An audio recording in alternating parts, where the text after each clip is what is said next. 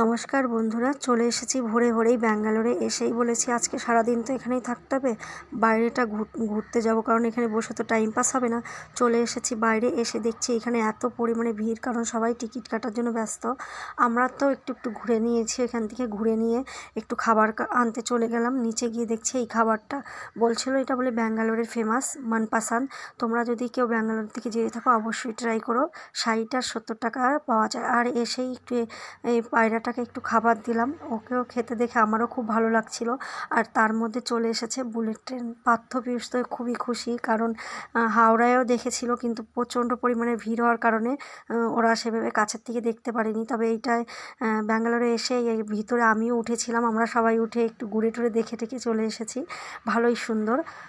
আর এই যে হচ্ছে চলে এসেছি আমরা রাত্রে, আমাদের ট্রেন যেহেতু, আবার আমরা রাত্রের জন্য ডিনারটা নিয়ে নেব। আর এই যে হচ্ছে এসএমবিটি ব্যাঙ্গালোর রেল স্টেশন, খুবই সুন্দর।